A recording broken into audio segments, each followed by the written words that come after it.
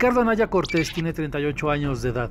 Nació el 25 de febrero de 1979 en Querétaro. Es licenciado en Derecho por la Universidad Autónoma de Querétaro, en la que ha impartido las materias de Derecho Constitucional y Teoría del Estado. Tiene estudios de posgrado en la UNAM, maestría en Derecho Fiscal y doctorado en Ciencias Políticas y Sociales. Es casado y tiene 3 hijos. Comenzó su carrera política a los 21 años de edad, al competir en la elección federal por el Distrito 14 de Querétaro. Desde 2003 fungió como secretario particular del gobernador panista Francisco Garrido Patrón, y en 2008 fue nombrado coordinador de desarrollo humano del gobierno estatal. En 2009 fue elegido diputado local y coordinador de la mayoría panista en el Congreso de Querétaro. Entre febrero de 2010 y marzo de 2011 fue presidente del Comité Ejecutivo Estatal del PAN, cargo que dejó al ser nombrado subsecretario de Planeación Turística de la Secretaría de Turismo del Gobierno Federal. Llegó al Congreso de la Unión en 2012 como diputado plurinominal y desde el 1 de septiembre de 2013 fungió como presidente de la mesa directiva de la Cámara de Diputados. En septiembre de 2014 pidió licencia para hacerse cargo en forma interina de la presidencia del PAN, cargo que ocupó hasta enero de 2015, cuando fue nombrado coordinador de los diputados panistas. Desde el 21 de agosto de 2015 es presidente nacional del Partido Acción Nacional. Ricardo Anaya es consejero nacional del PAN. El 4 de septiembre de 2017 se confirmó la creación del Frente Ciudadano por México, una alianza entre el PAN, el Partido de la Revolución Democrática Movimiento Ciudadano, para contender en las elecciones federales de junio de 2018.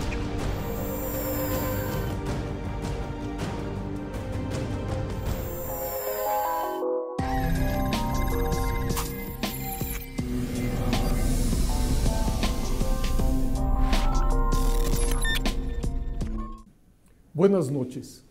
Esto es Pensar México.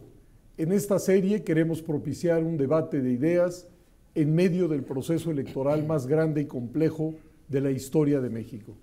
Si al final logramos entre todos entrever un diagnóstico, diseñar una agenda y sobre todo vislumbrar lo que es posible alcanzar, buena parte del objetivo se habrá cumplido.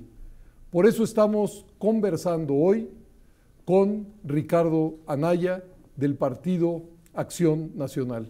Bienvenido y muchas gracias, Ricardo, por haber aceptado esta invitación. Al contrario, muchísimas gracias a ti, Pepe, a todo el auditorio, decirte que es un honor estar contigo. Gracias. Eres un personaje central en la historia de la transición democrática en el país y me de veras un enorme orgullo poder platicar contigo, Pepe. Gracias por la invitación. No, muchas gracias y entremos en materia. ¿Cómo no? Déjame hacerte un planteamiento. Yo he insistido mucho en que el último cuarto del siglo pasado, México construyó una germinal democracia y muchos de los elementos están a la vista. Es decir, tenemos pluripartidismo, elecciones competitivas, fenómenos de alternancia, un presidente que tiene que convivir con un Congreso donde no tiene mayoría, gobernadores que tienen que convivir igualmente con presidentes municipales de diferentes partidos, etcétera, etcétera. Y sin embargo, creo que hay un malestar con la vida pública en México muy enraizado. Entonces, me gustaría saber cuál es tu reflexión sobre cuáles son los nutrientes de este malestar, porque creo que si somos capaces de detectarlos y atajarlos, pues a lo mejor logramos consolidar en los próximos años o décadas un sistema democrático reconocido por todos. Yo creo que tiene que ver con problemas no resueltos en una circunstancia determinada.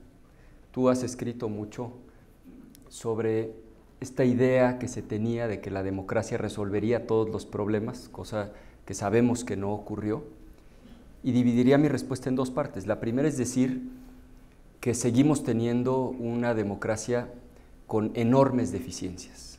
Yo subrayaría el problema, por ejemplo, de la fiscalización, del uso y abuso de recursos de procedencia ilícita en las campañas. Sabemos que quienes ejercen el poder en México, pues literalmente sacan dinero de las arcas para inyectarlo a las campañas políticas. No tenemos un sistema eficiente de fiscalización, lo vimos ahora en la elección de gobernador del Estado de México, una auténtica elección de Estado, en donde corrieron miles de millones de pesos que no fueron detectados por la autoridad electoral.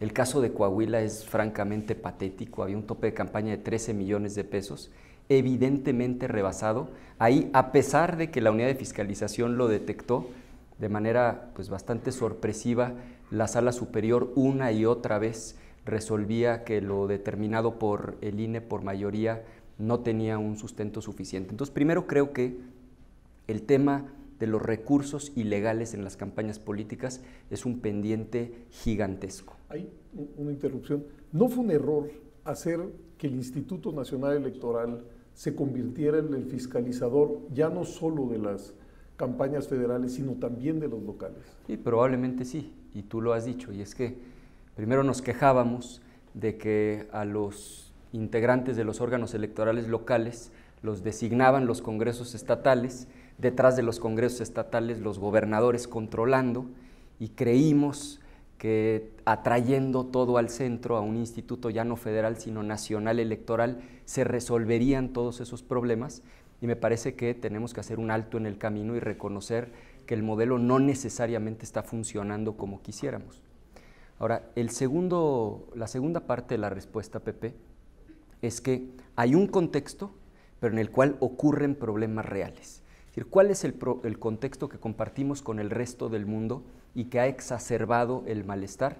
Tiene que ver con estas nuevas formas de comunicación. Se nos olvida, pero en 2007 no había iPhone, prácticamente no había teléfonos inteligentes. Esto de mandarnos mensajes por WhatsApp, de estar revisando Facebook en nuestro teléfono, Twitter, eso no existía en el sexenio pasado, no estamos hablando, digamos, de hace un cuarto de siglo.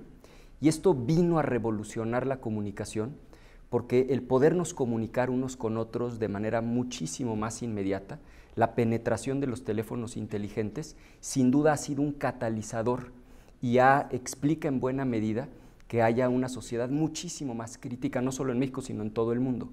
Pero en el caso de México hay que reconocer que a esta circunstancia se adicionan problemas gravísimos. Es decir, ¿cómo no va a estar la gente insatisfecha cuando este año 2017 es el año más violento probablemente en la historia moderna del país? Hay estadísticas confiables del 97 para acá, 20 años de estar midiendo homicidios dolosos, que por cierto es el delito al que hay que dar seguimiento porque es donde menos cifra negra hay, por obvias razones.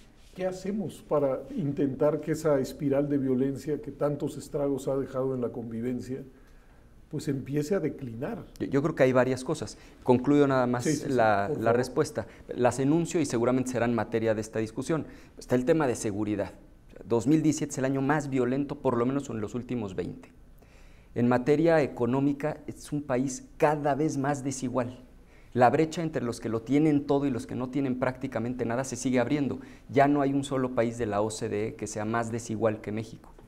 Cuando tú observas contra el PIB masa salarial y utilidades, en los últimos 10 años, cada año se va reduciendo la masa salarial, es decir, una menor parte de la economía termina en el bolsillo de los que cobran un sueldo por trabajar y una mayor parte de la economía está terminando del lado de las utilidades.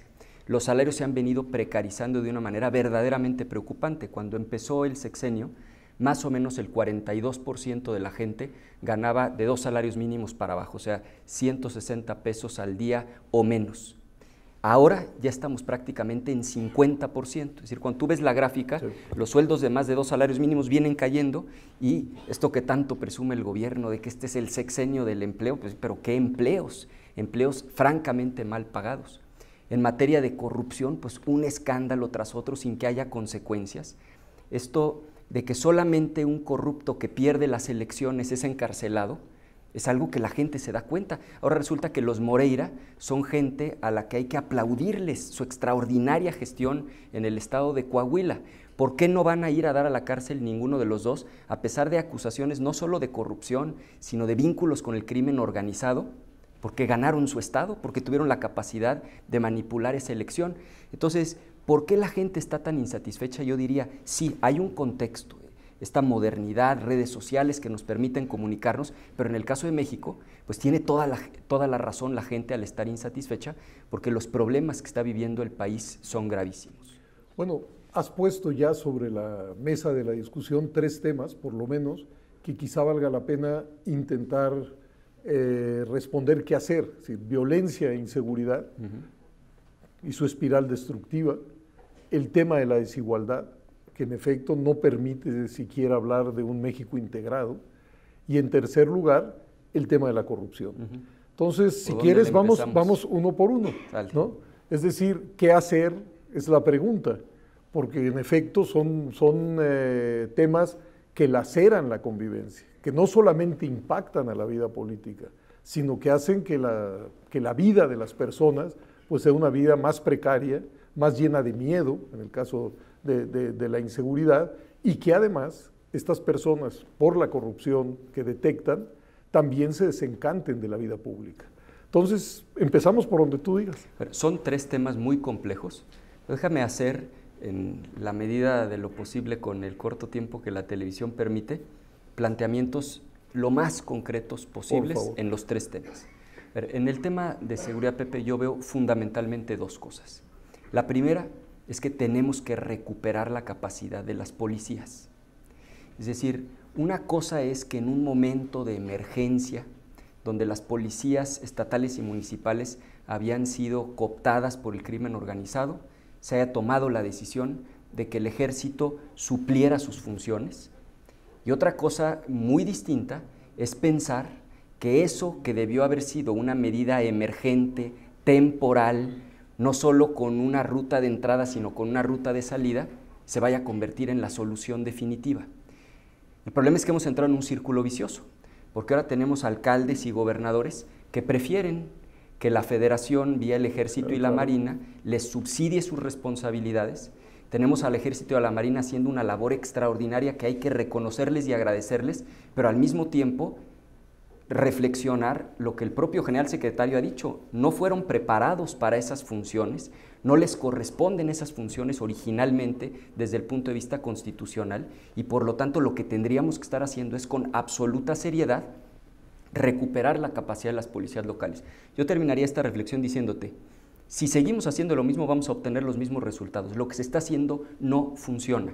En los últimos 10 años se ha triplicado el gasto en seguridad y este es el año más violento de los últimos 20. Entonces, por ahí no va.